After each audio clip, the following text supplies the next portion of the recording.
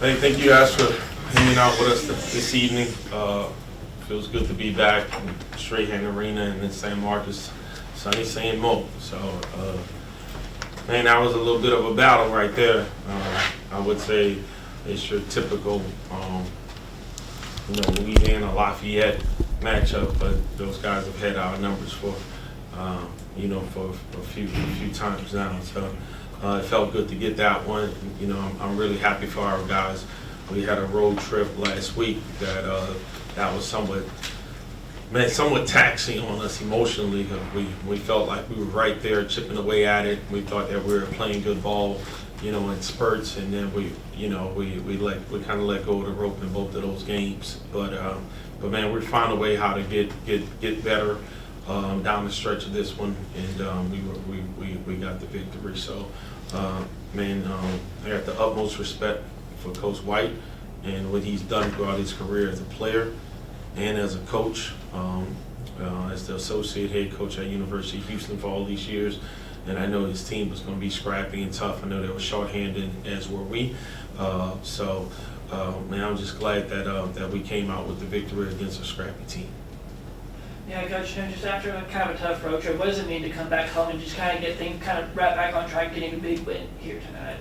Yeah, you know how it is. When you're close and you just you keep falling short, and everybody keeps telling you, "Hey, you're right there. You're close. Just keep chipping away at it." It's good to have some level of optimism or hope, however you want to look at it. But the reality of it is, man, this is a result-based business, man. Close isn't nothing but a conversation. That's it. That's all it's there for. You can talk about how close you were, but you can't do anything to get closer after it's over. So it's just a conversation. So for them to be able to, turn the conversation into reality was important, especially in this generation of guys. And Coach, you described this game as a battle. How do you keep your team mentally locked in when momentum starts to swing in the way of the opponent? Yeah, I think for me, if I could just be honest with you, I just gotta not overreact. We made some plays out there that internally drove me absolutely nuts. That really frustrated me, that disappointed me, that angered me, that baffled me, that did all of those things. But who's the adult in the room? You got to figure out a way how to, keep it even keel, not get too high or too low. So if we're going to be in a battle, then I got to be in it for the long haul. So, and it's not over until it's over. So I got to stay the course, and hopefully those guys seeing me stay the course and not overreact allow them to do the same. Obviously, not having Mark Jones in the lineup, kind of does hurt this team a little bit. But what does it say for someone like Katie Combs to be able to step up his performance tonight and deliver, a team high 18 points and being able to lead this team to a win? Yeah, I thought today, not just in the game, but I thought throughout the whole day, shoot around, pregame meal, that Caden was the best leader that I've ever seen him be. Pre-game meal, he was talking, he was out there early, just getting guys focused, putting guys in the right spot. Pre-game meal, he stayed back.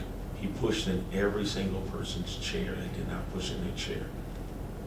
Cleaned off the table for anybody that left anything behind. Went ahead and acknowledged every coach in there and thanked the managers for what they did.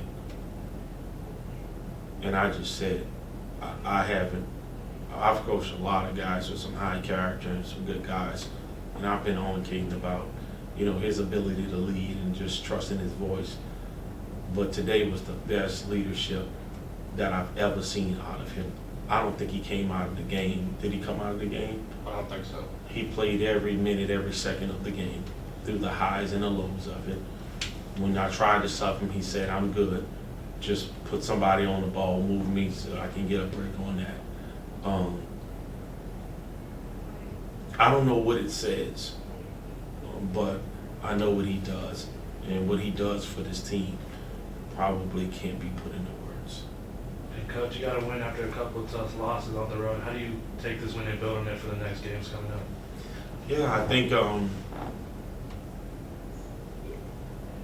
I think you still have to look at this as one game for sure. And our goal is to go 1-0. We're supposed to celebrate this one and be excited about it. But we have a really good team coming in here that we lost to, and I think that this is the type of opportunity that can help turn your season. You go into this with your head held high because you just won a game, but also you go into it with laser focus because you let one get away there. So it's going to be a challenge for sure. They're not at the top of the standings for no reason, but if we can build on this and focus in on what we did not do there, which was finish and complete plays, then I like our chances in this arena. Coach, DJ Hall, it feels like he's putting together probably one of the more consistent season performances we've seen here in a very long time. Just you know what you're going to get from him. What does it say for someone, just as a freshman in his first season, being able to put up the numbers he's been putting up this year and being able to contribute in a very significant way this year? Yeah, I think he's blessed to have a group of guys that believe in him. I think starting with Caden and a guy like guys like Mark Jerome and also like Kendall Davis, guys that look for him and try to put him in positions. And his roommate is extremely unselfish, pass up shots to give him shots, that being Robert Fields. So I think it says a lot about our players that look to get him going. But DJ's a talent. He still is an unfinished product, as every freshman is in the country. But he's a talent, and he's continuing to learn how to manage himself and put himself in the best position to be successful. He's at the top of the scouting report, and there's some things in which that he needs to learn for sure.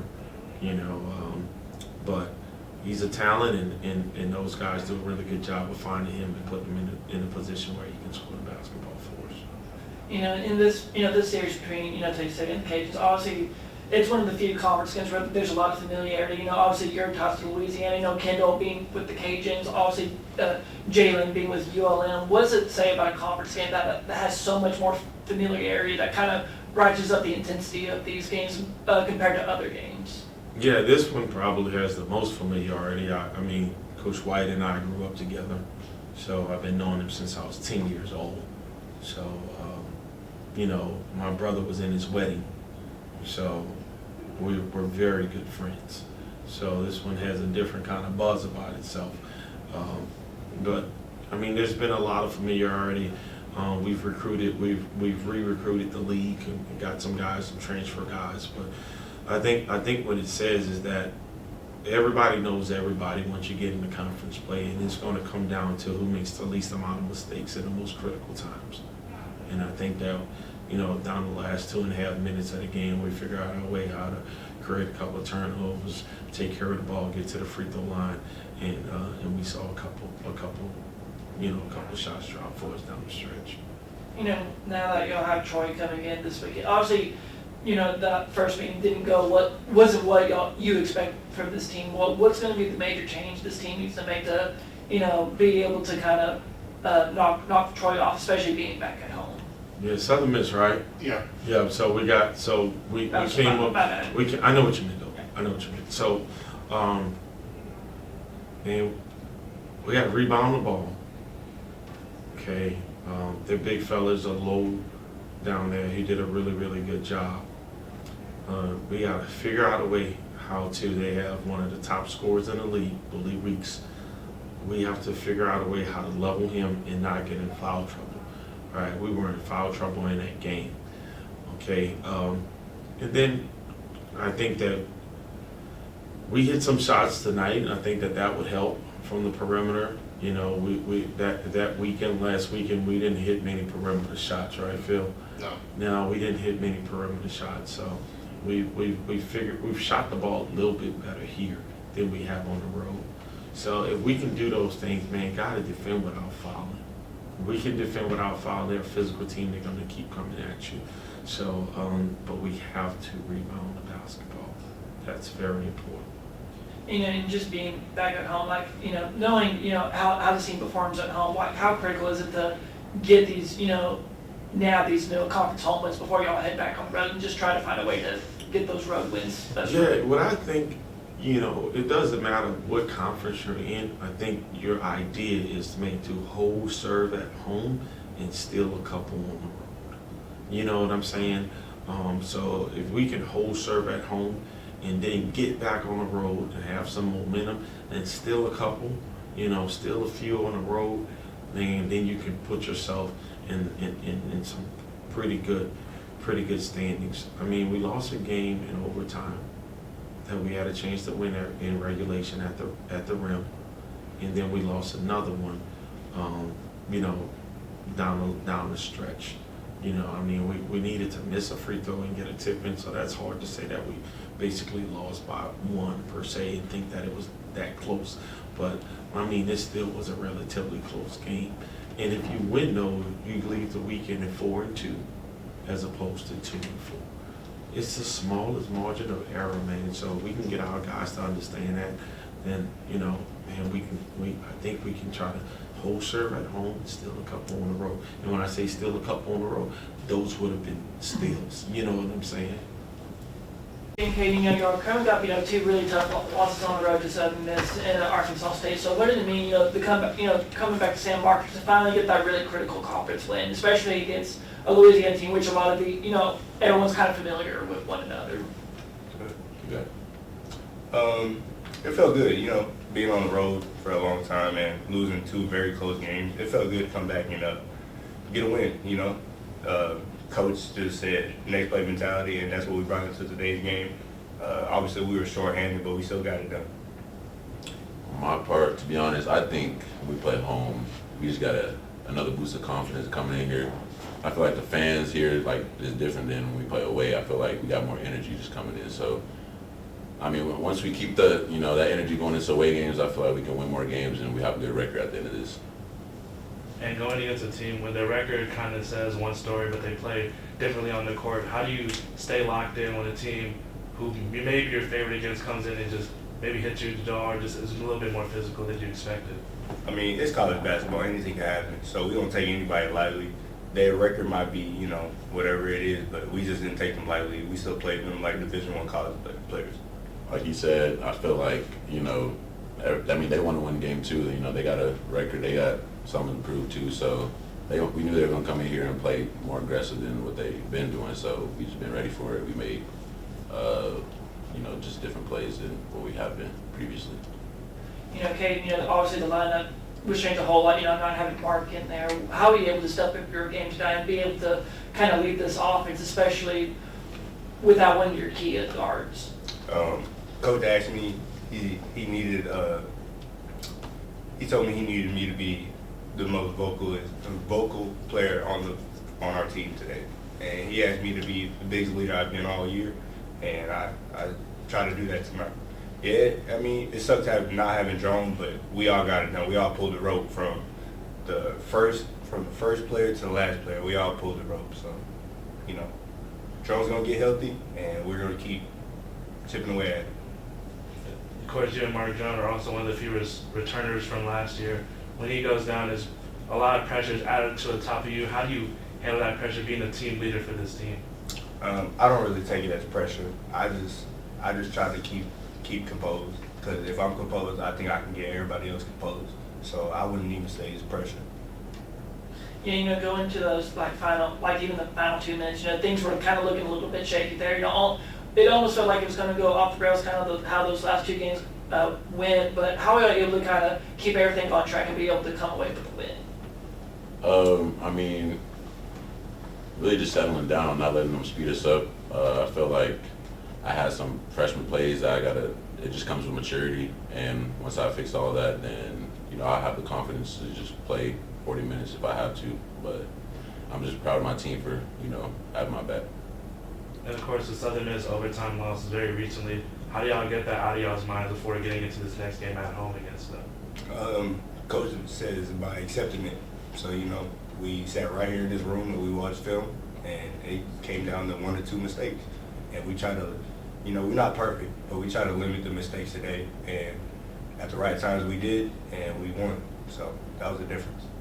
Yeah, okay, and you had that final dunk to kind of put the seal, kind of put the capital W in this win. Just how did it feel to kind of make that final play, just knowing like y'all were going to come away with the win? It felt great because I knew after that they were going to shut down. So I knew that. That's why I did it, and I'm happy I did it.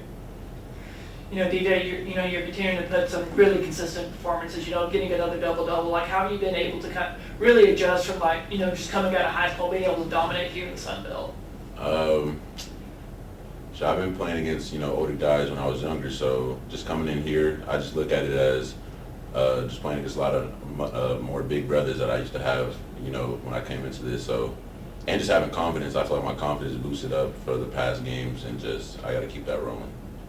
Okay, what does it mean for a freshman like DJ being able to contribute to the team the way he has been doing this season?